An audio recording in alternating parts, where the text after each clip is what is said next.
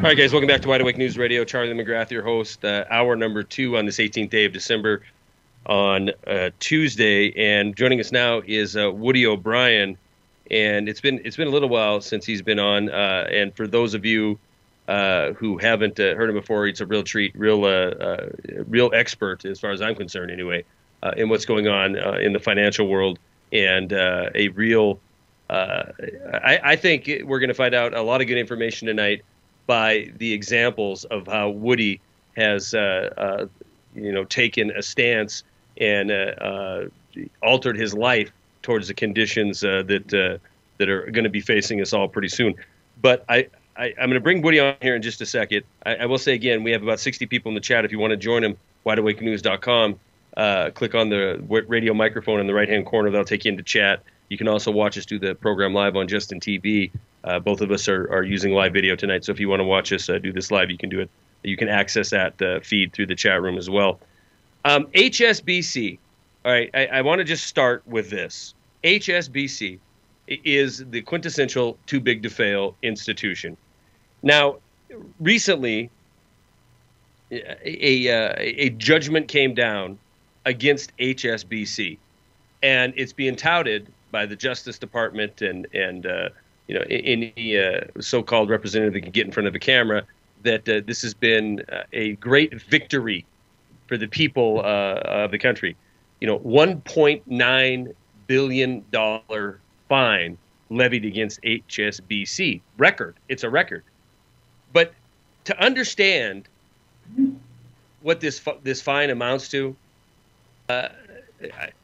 when we do understand what this fine amounts to, it sickens me, right?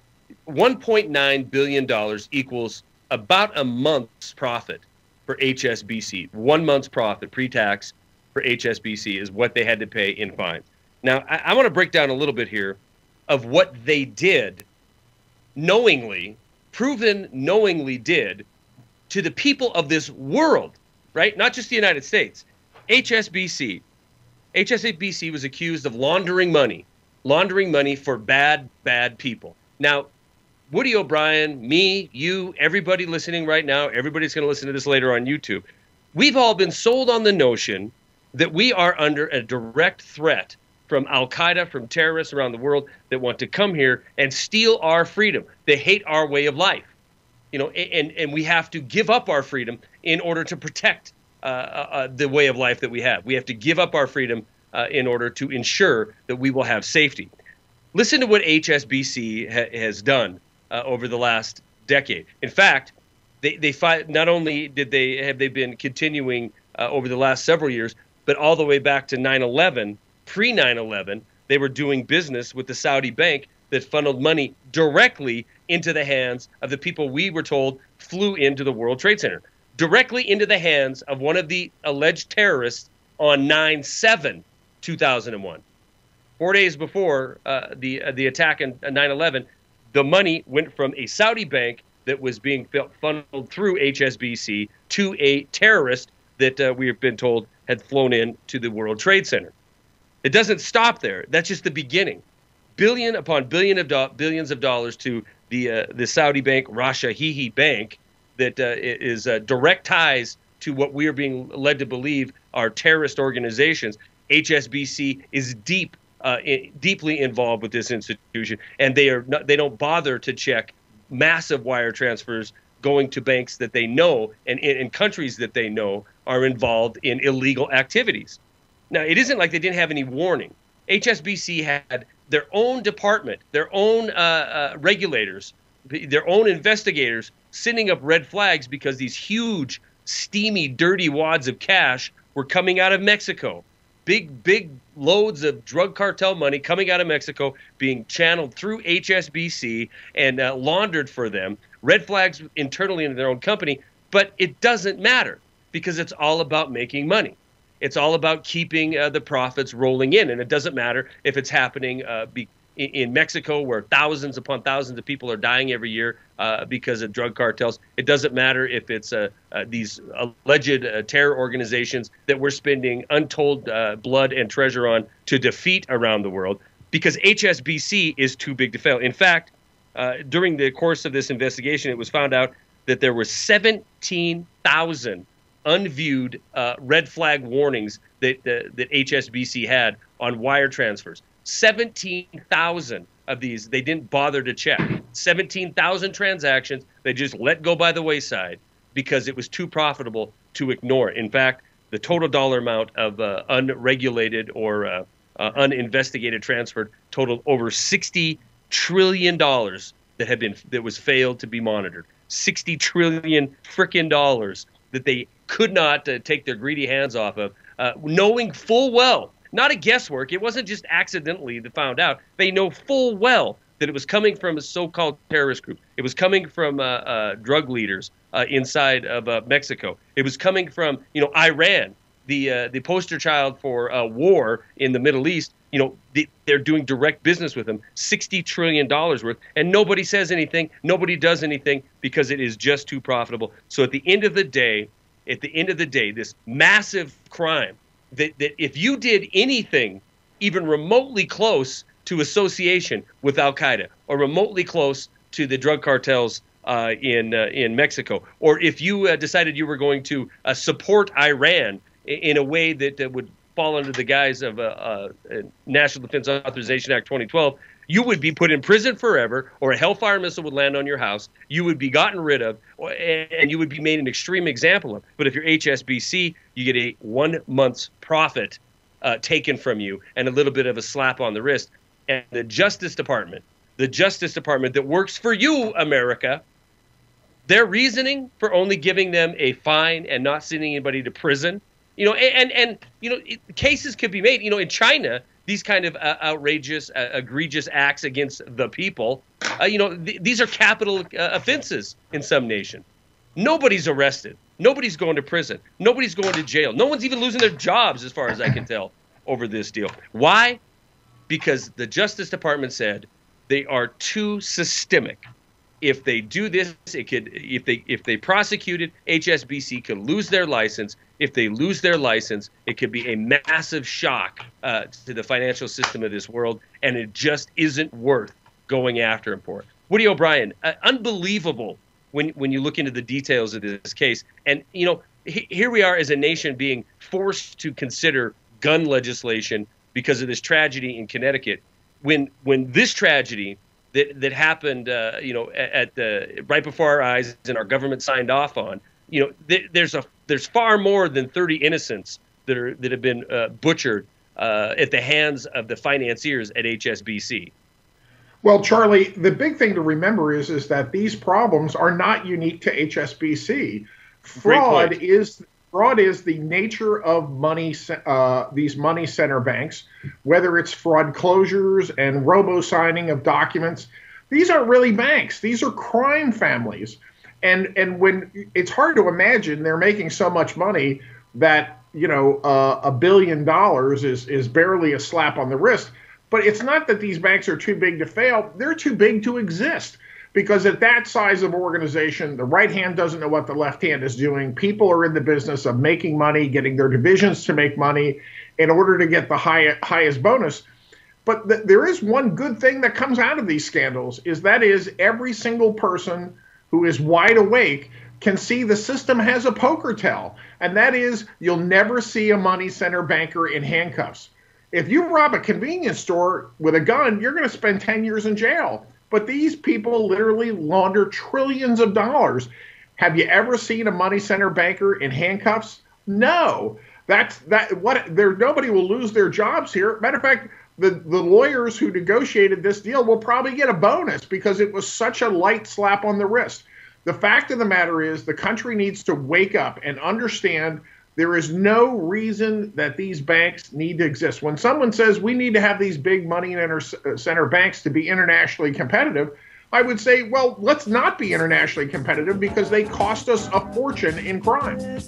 No doubt about it. Woody O'Brien, we're going to be right back with Woody, more Wide Awake News Radio. Hang tight, guys. We'll be right back. All right, guys, even though he really didn't have a message to give, I just chatted with Warren Pollock a little bit during the break there via Skype, and I just want to put a message out because I still get occasional messages when he's coming back on the program. We'll get him on again as soon as possible. but he sent me a message that he's finally settling down from the Hurricane Sandy, and it's kind of it seems like it's kind of getting back to some kind of normalcy for him, and it's amazing. That seems like ancient history at this point with all the things that have happened since then. All right, but before the break, we were talking about HSBC, too big to fail, too systemic. We can only find them 1.9 billion because if we do any more than that, if we go after them, they might lose their license. They might shock the system. And Woody, and I know we're going to move on to another topic here, but it does send a direct message, right? It should send a message to everybody. The people that you bump into that would understand what your shirt means when it says arrest Bernanke, and those you watch on JTV, you can see that. They are probably shocked by this because it paints a picture, a snapshot of where we're at right now. Guess what, folks? Too big to fail. It's not under control. In fact, it's far, far worse than it was in 2008. I mean, when you have these institutions, as Woody rightly pointed out and some folks in chat did, it isn't just HSBC. It's all these too big to fails that are just making money hand over fist on the misery and death of others. We're in a really tough situation, Woody. Well, we are, and at the end of the day, what you really have is the bankers who commit these crimes literally have the same status as a bald eagle. They're a protected species. They can't be handcuffed. They can't be killed. They can't go to jail. And this is a country where we tell people, or we tell our children, you work hard, you study hard, you be honest, you do a good job, and you don't commit crime, and you contribute to society. These people are the absolute opposite of that. I'd be in favor of emptying out Guantanamo of the Islamists and put the real terrorists in there. I want Jamie Dimon waterboarded. I want Lloyd Blankfein waterboarded.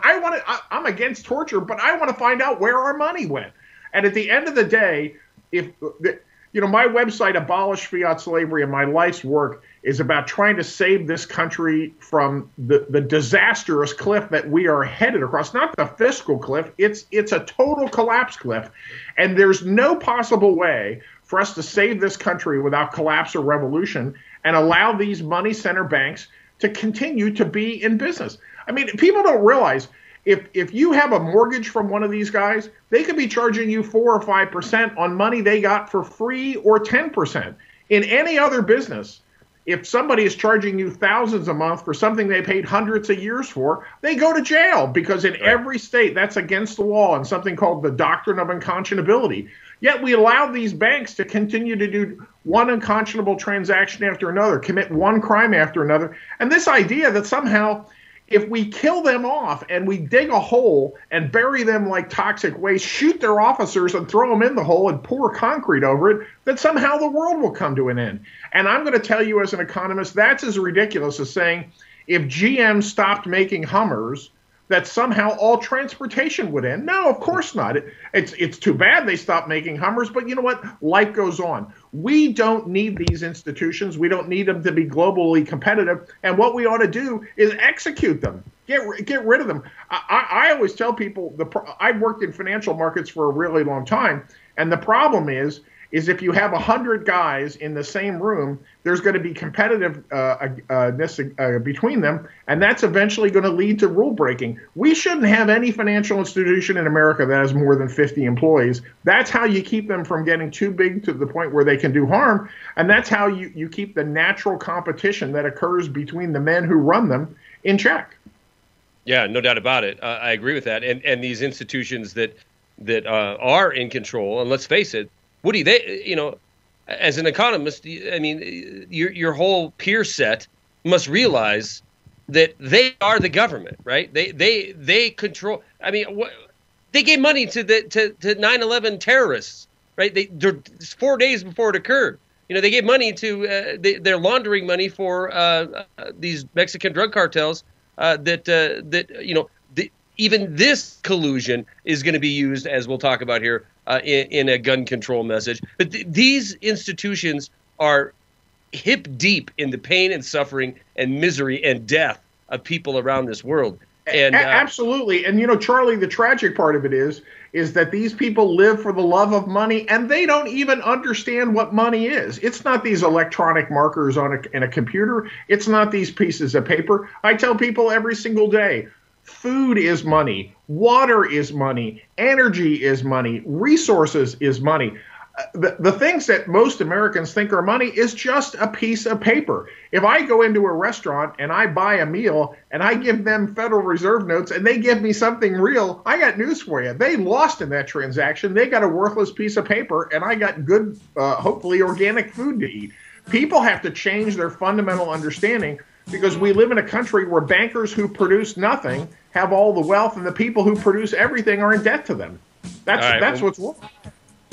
No doubt about it. All right, after this break, we're going to talk about what you've been doing as an economist, seeing what's coming, what you've been doing over the last several years to prepare, and what do you think's coming, and then look at some time frames. We're going to be back with Woody O'Brien, more Wide Awake News Radio, in just a few minutes, guys. Hang tight.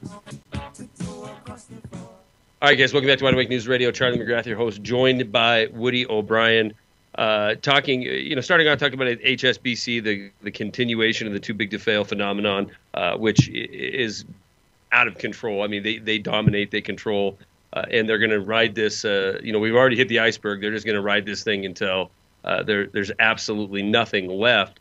And at that point, the pieces will be well placed ahead of time, as they are right now, to let all the failure fall on the backs of the people. And when that occurs, a lot of people, myself included, believe it's going to be a time of complete and utter upheaval on this planet. And, I think, Woody, you would agree with me on that, would you not?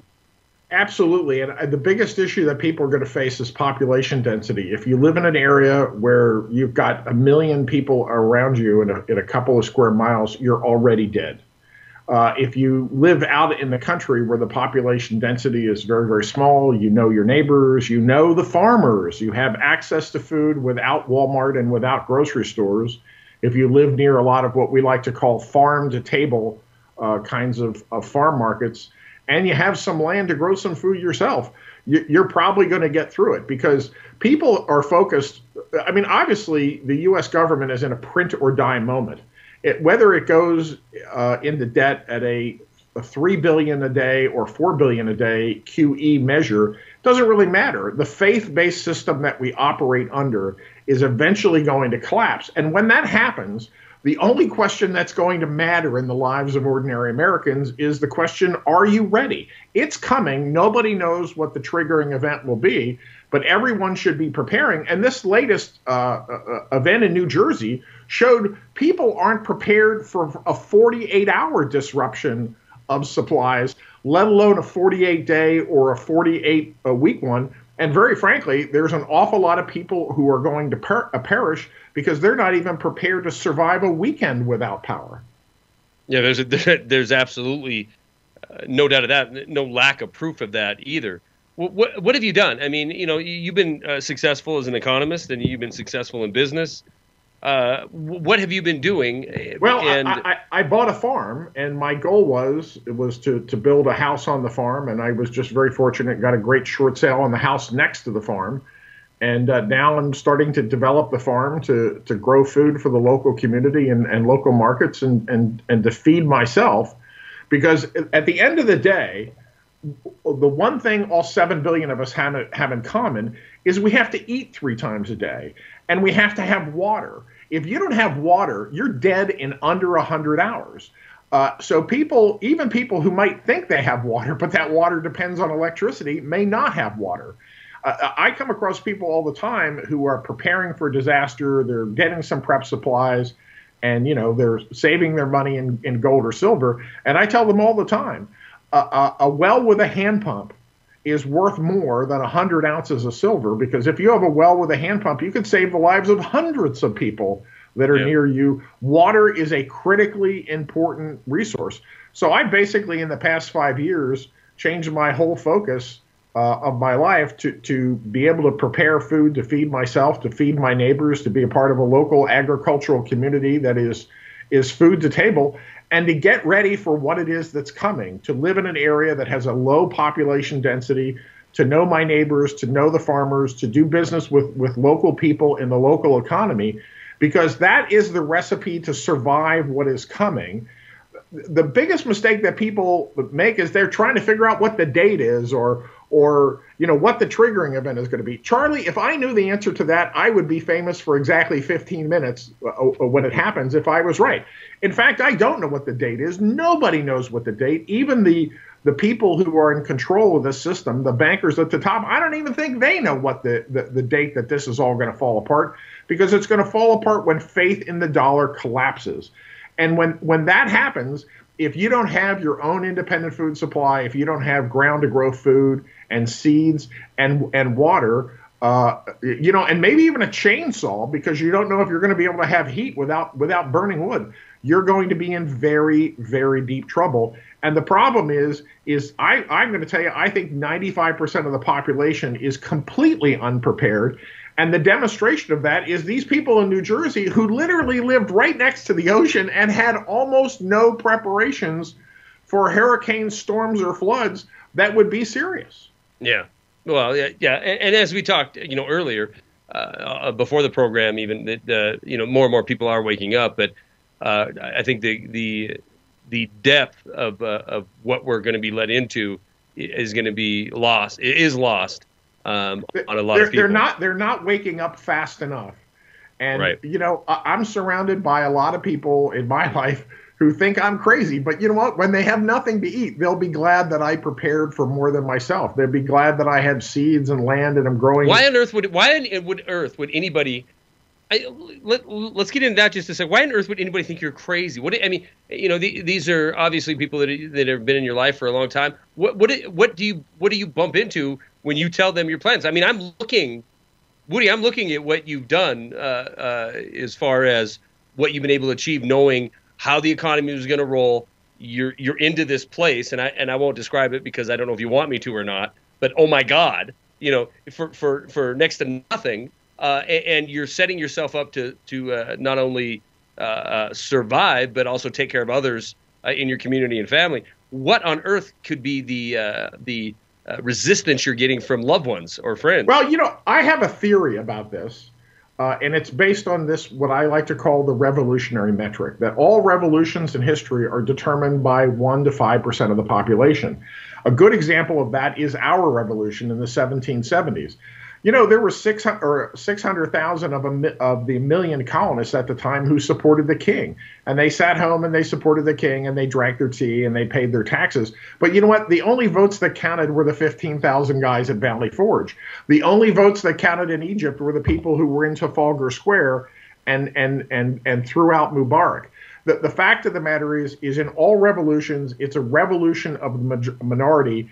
And people do not wish to acknowledge that there's a problem. And the reason is, Charlie, is we all love our country. And if you recognize and admit to yourself there's a problem, you are compelled to do something about it. And most Americans would rather just go back to watching Dancing with the Stars or following their favorite football team. They hope that you're wrong because they don't want you to be right. Because if they think you're right for a second, all of a sudden they have to start preparing. They have to start taking action. They have to start screaming at their congressman, too. So it's easier just to attack Woody O'Brien, even if it's attack's a strong word, but dismiss. Oh, crazy Uncle Woody. Well, something. I just helped a friend of mine who I begged in 2005, do not buy a house, do not buy a house, do not buy a house, do not buy a house. And he bought a house anyway. And I took a little time not too long ago on a Saturday when I was real busy. And I helped him move out of the house he was foreclosed out of. Mm. And I told him at the time he bought the house, gold was $700 an ounce. Put your house money in gold. You'll be very happy you listen to me later when house prices are low and gold prices are much, much higher. And when we were moving the last box, I looked at him and I said, do you believe me yet? And he goes, well, yeah, given the number of things it is you told me would happen that actually would. He said, I'm beginning to think that you're not crazy. And I said, well, that's a good step. Because the fact is that people who understand how the financial system works, how fiat money works, how the banking system works, if they are not a captive of the system, these are people like me and Peter Schiff and Jim Rogers and Don Harold and Doug Newberry and a cast of thousands. All those GATA people. We're as subtle as a fire alarm here, trying to wake people up and say, you know what, you better get ready, or Right. you might be watching your children starve to death. This is going to be a very, very serious problem. And you know what? Even if we can manage some way to keep kicking the can down the road, we've got a huge problem on this planet that has to do with food. It's bigger than all the other problems, and it's a simple piece of math. There's 7 million people on this planet, and there's about 73 million farmers. Their average age is 61 years old.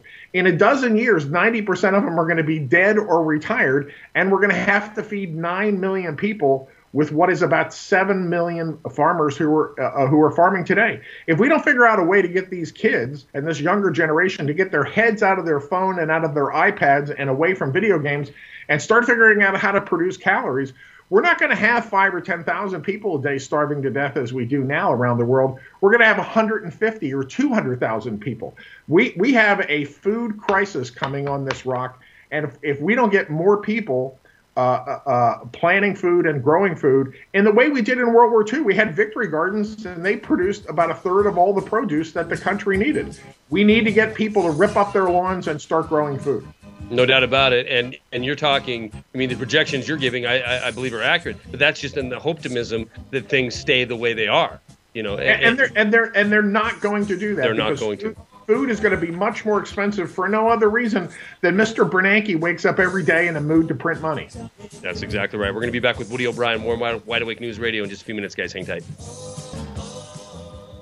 Guys, welcome back to Wide Awake News Radio. Charlie McGrath, your host. Woody O'Brien, economist Woody O'Brien, and King with his castle is our guest for this final segment. And, you know, you're talking about things that are coming, you know, even if things stay the course, you know, if things stay the course, you know, we do have the baby boomer generation starting in 2010, 11 million people a year going to continue to get more and more difficult to take care of our elderly, more and more difficult to feed ourselves. And that's if things stay the way they are. They're not going to stay the way they are. You know it. I know it. And I know you don't like to give dates or predictions, but you know, I want to talk a little bit while we got you on here, a bona fide economist. You know, we're being treated now, obviously. I know you want to get into gun control and the economics of it, so we'll get into that. But I'd also like you to address, you know, this charade of or charade, depending where you're at, of the fiscal cliff, and how this really spells the direction we're going, which is austerity. It's coming, like it or not, and the realization that all this failure that companies such as HSBC has brought to the world, we get to pay for this. You know, this must end. Has no other choice than to end with a decline in anemic economic activity that we have right now, anyway, and the realization of hard times. So I'm going to turn it over to you. We have about 10 minutes left in this segment, so let's talk about the financial side of gun control. Go ahead. Well, let me just first say about the fiscal cliff. The U.S. government is in a position of printing or dying, and I don't think they're going to choose suicide. They're not going to die. They're going to figure out some kind of a deal with real taxes and phony spending cuts to keep kicking the can down the road until a collapse of confidence comes. If they really cared about the country, they would go off the fiscal cliff, because I can tell you that fiscal cliff has real spending cuts in it again to the military. And the only way the military is ever going to cut its waste is if it's forced to by a sequester. That would be a good thing. But at the end of the day, anybody who thinks that Washington is going to do something other than cut a deal that screws everybody but them, you know, I've got some swampland in West Virginia that I'd like to sell them. As far as this gun control thing, I've watched this, and I just think this is the most ridiculous display of how nuts the media is. In the first place, you could ban every single new assault weapon from being made, and all you'll really do as a practical effect is make the people who already own one a little bit richer. Because just like when we had the ban in the late 80s, people who owned weapons that were banned, the values of those went up 400% and 500% in a couple of weeks.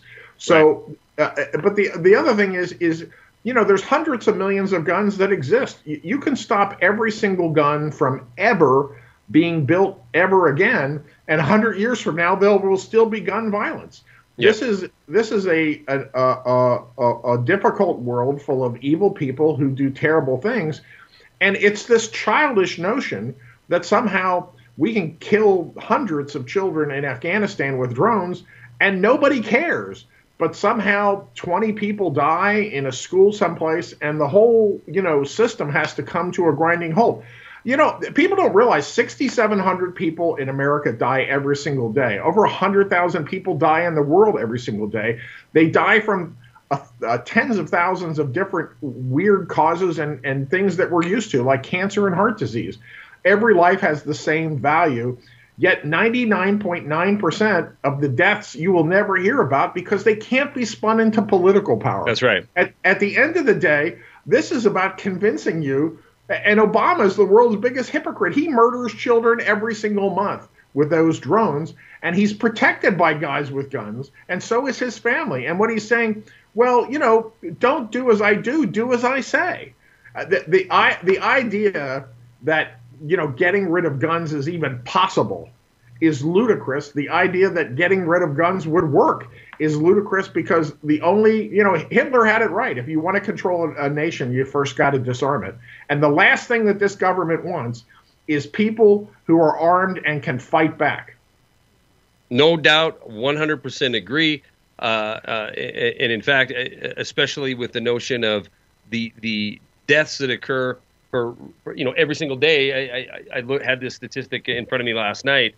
I believe it's 47 people die every single day just because of impaired or drunk drivers. Every single day. I mean, so we have a Connecticut massacre every single day in this country that that isn't even talked about. In fact, in a lot of ways, it's used to extract more money out of the people of this country using law enforcement, using individuals as rolling ATM machines, and the ability of using something such as drinking and driving and DUI to set up things such as automatic checkpoints to usurp more of your freedom, more of your liberty.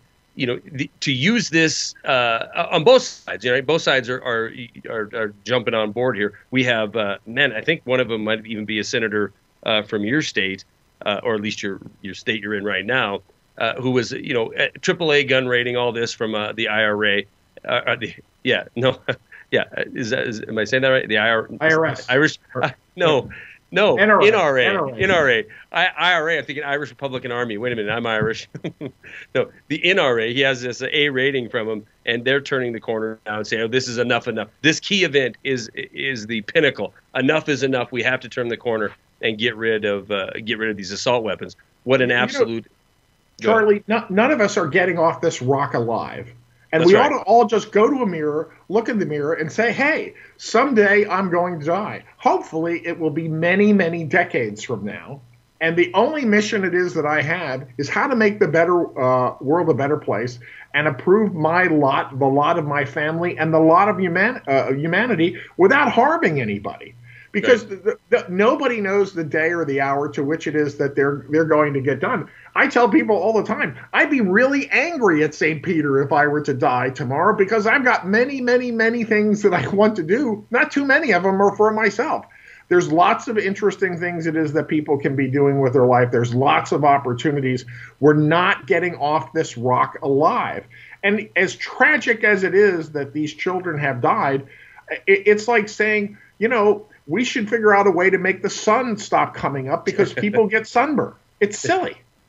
No doubt about it. People get they get skin cancer and die. So let's stop the sun from coming up, or let's stop automotive deaths, hundreds of thousands we have in this nation a year. So the argument is completely and utterly ridiculous. But I do believe this situation that we're in, right, this march toward collapse, has evolved to this point in time. We have. Listen to this theory and give me your thought on it. We have a decade that has brought us the Patriot Act and all the security industrial state and all the military industrial complex spreading around the world.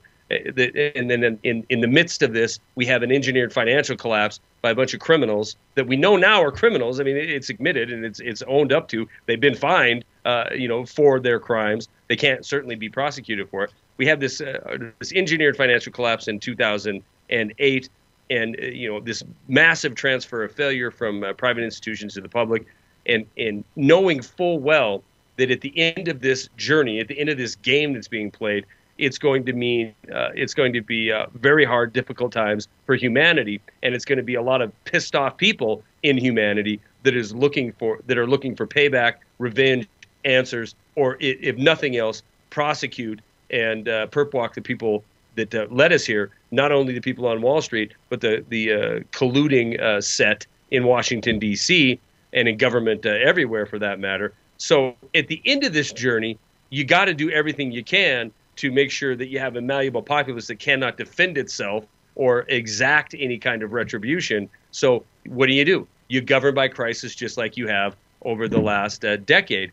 This is the point where we're at. We're going to use every event that involves a gun as an opportunity to try to disarm it. Because as you said, Hitler said, if you want to control a people, the first thing you do is make sure they can't defend themselves. You know, the Second Amendment was put in place exactly for that reason. So the largest army in the nation wouldn't be a standing army created by government, but individuals who had the ability to defend themselves and uphold their common law rights. The point has come where failure is going to start to be realized. People are going to start to suffer. Government is preparing for this. They have been preparing for it. They're buying ammunition. They're building out security. You know, is this the time? Is this the agenda to try to disarm this nation? I think it is, but it's a pointless PR exercise because the Emperor of Japan had it right in World War II when he said he wouldn't invade America because there's a gun behind every blade of grass. But to me, the greatest weapon in collapse is not guns and bullets. It's food. You can make it through years without touching a trigger. You're not going to make it through a week without eating and without water. And the truth is that if people are starving and unable to feed themselves, government being able to feed them is going to be a more powerful weapon against humanity than pointing a gun at them and telling them to get on their knees.